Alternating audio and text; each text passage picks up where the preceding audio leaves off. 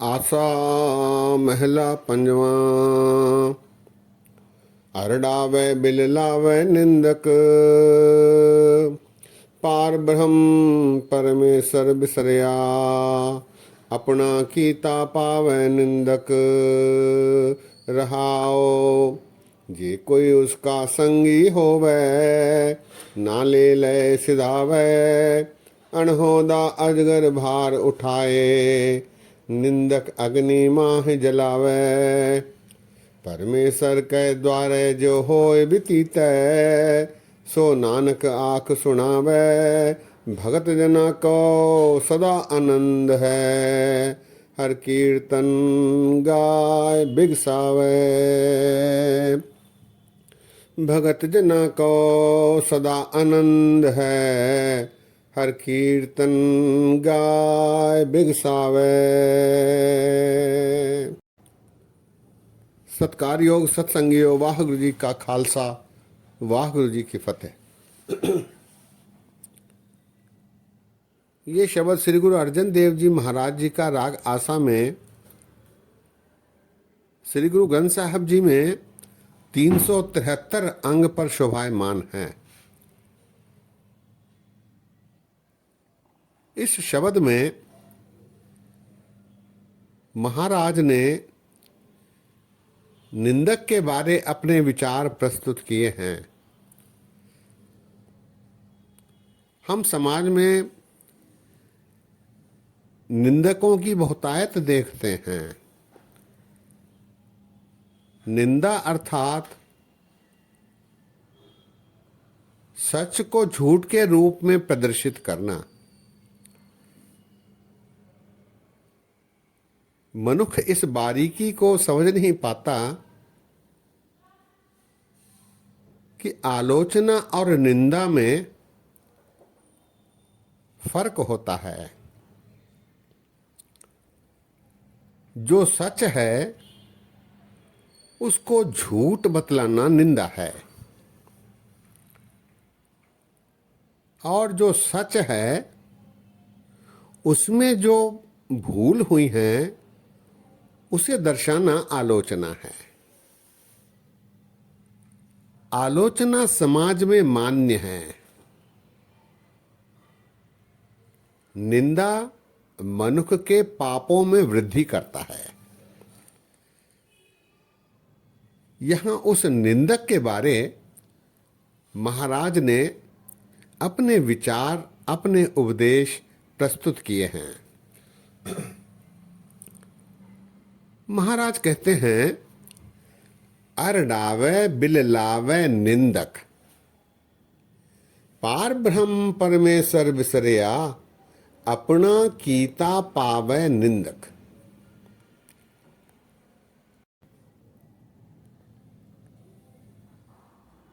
अरडावे बिललावे निंदक।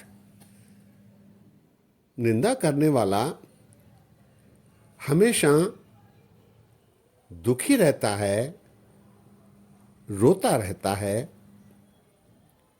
बिलखता रहता है। अरडावे बिललावे निंदक। ऊंचे ऊंचे आवाज में रोना अरडाना कहते हैं। बिलख बिलख कर रोना उसे बिललावे। अरडावे बिललावे निंदक, पार ब्रह्म परमेश्वर बिसरिया। अपना कीता पावे निंदक। प्रभु के भक्ति को छोड़ प्रभु के द्वारा दर्शाए गए आचरण के विरुद्ध काम करते हुए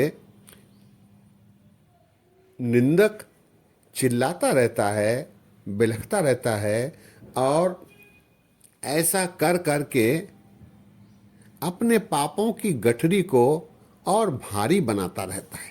अपना कीता पावे निंदक, क्योंकि उत्थे सच्चे ही सच निबड़े। चुन वख कड़े जजमा लिया, थाव न पायन कूड़ियार। मुँह काले दो जग चालिया। वहाँ परमेश्वर के दरबार में इसने जो गलत किया है, निंदा की है, उसका उसे भोगना पड़ता है। कर डावे बिल लावे निंदक, पार ब्रह्म परमेश्वर बिसरिया, अपना कीता पावे निंदक।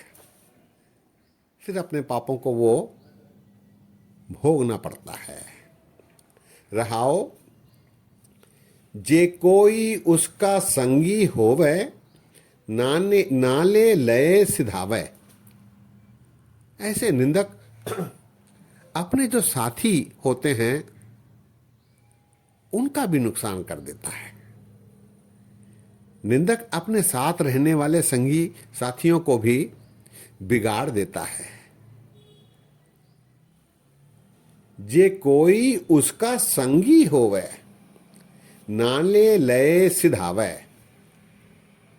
आगे महाराज कहते हैं, अनहोदा अजगर भार उठाए, निंदक अग्नि माहे जलावे। अपने किए हुए कुकर्मों के भार को निंदक ढोता रहता है। यहां उदाहरण महाराज ने दिया है, अनहोदा अजगर भार उठाए। अजगर, अजगर एक संयुक्त शब्द है, संयुक्ताक्षर है।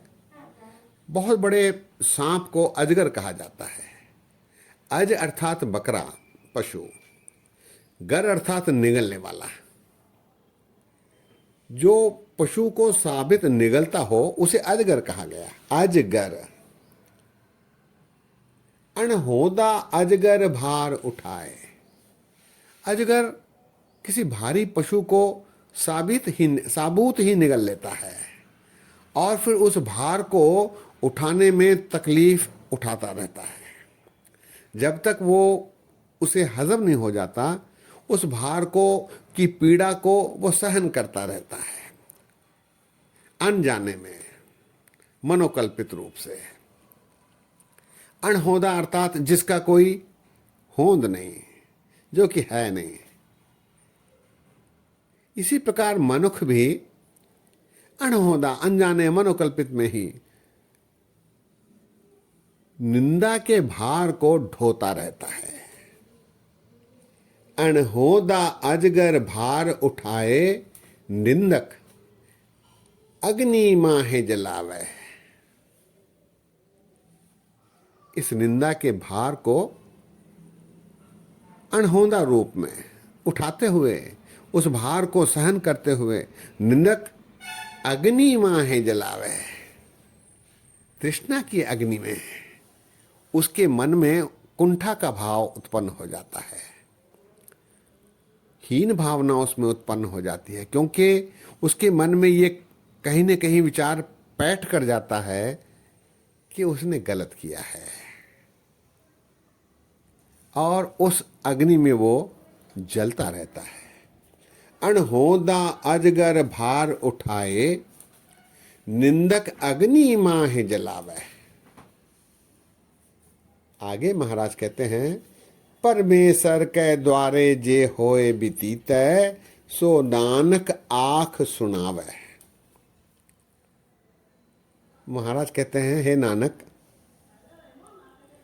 परमेश्वर के आगे ऐसे मनुष्यों की कैसी परिणति होती है, ये मैं आपको सुनाता हूं, तुम्हें सुनाता हूं।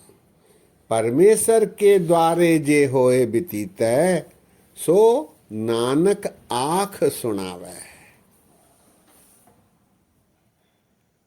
भगत जना को सदा आनंद है, हर कीर्तन गाय बिगसावे। निंदक जलता रहता है, भार उठाकर भार से त्रस्त होता रहता है, लेकिन उसने जिसकी निंदा की है भगत की, वो भगत निश्चिंत रहता है, हर कीर्तन में आनंद प्राप्त करता रहता है और बिगसता रहता है, अर्थात प्रसन्न होता रहता है। भगत जना को सदा आनंद है, वो इससे प्रभावित नहीं होता। निंदक द्वारा निंदा किए जाने पर भगत प्रभावित नहीं होता, उसके मन में सदा आनंद बसा रहता है, क्योंकि वो हरि कीर्तन में मग्न है। वो बिगसता रहता है, प्रभु की स्तुति में, सिफती में, सलाह में बिगसता रहता है, प्रसन्न रहता है, खिला रहता है। शब्द एक बार फिर। अरडावे बिललावे निंदक, पार ब्रह्म परमेश्वर बिसरया, अपना कीता पावे निंदक। रहाओ जे कोई उसका संगी होवे, नाले लय सिधावे, अणहोदा अजगर भार उठाए, निंदक अग्नि माहे जलावे। परमेश्वर के द्वारे जे होए बीतीत, सो नानक आख सुनावे, भगत जना को सदा आनंद है, हर कीर्तन गाय बिगसावे। महाराज का कथन है कि निंदक निंदा करते करते पापों का भार उठाता है और तृष्णा में और हीन भावना से जलता रहता है, और जिसकी उसने निंदा की है वो भगत इससे प्रभावित नहीं होता, और गुरु के, परमेश्वर के सानिध्य में उसका कीर्तन करते हुए आनंद पूर्वक अपना जीवन बिताता है और बिगसता रहता है, खुश होता रहता है। सत्संगियों, इस संबंध में कबीरदास जी ने भी एक शब्द रखा है गौड़ी में, जिसमें उन्होंने विस्तार से निंदक के बारे अपने विचार रखे हैं। दास समझता है कि उस शब्द को भी आपके साथ यहाँ साझा किया जाए। गौड़ी कबीर जी, निंदो निंदो मोको लोग निंदो, निंदा जन को खरी प्यारी।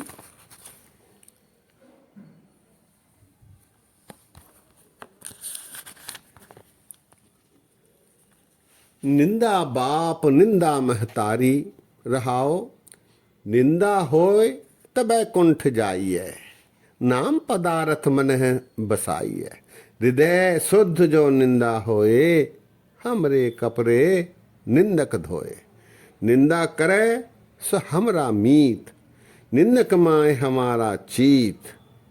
निंदक सो जो निंदा हो रे, हमरा जीवन निंदक लो रे। निंदा हमरी प्रेम प्यार, निंदा हमरा करे उधार। जन कबीर को निंदा सार, निंदक डूबा हम उतरे पार। निंदक डूबा हम उतरे पार। यहां हम देखते हैं कि गुरु अर्जन देव जी महाराज जी ने भी अजगर के समान भार उठाने का उदाहरण निंदक के लिए प्रस्तुत किया है, और इस भार के कारण निंदक डूबा है और भगत उभरा है। यही बात कबीरदास जी ने भी कही है, निंदक डूबा हम उतरे पार। अपने पापों के भार के कारण निंदक डूबता है और भगत प्रभु की भक्ति करके आनंद मानते हुए इस भवसागर से पार उतर जाता है। सत्संगियों, हम अपने जीवन में भी प्रायः यह देखते हैं कि मनुष्य तृष्णा के वश होकर, अहं के वश होकर निंदा करने लग जाता है। उसे इस पर गंभीरता से विचार करना चाहिए, क्योंकि निंदा से उसके पापों का भार ही बढ़ता है, उसकी जलन ही बढ़ती है, उसकी प्राप्ति कुछ नहीं होती। इसीलिए निंदा से दूर रहने का प्रयत्न किया जाना चाहिए। सत्संगियों, आज यही विश्राम है। इतने वचन परवान करो। गलतियां अनेक हुई हैं, दास को अनजान जान कर क्षमा बख्शो। फतेह गजाओ। वाह गुरु जी का खालसा, वाह गुरु जी की फतेह।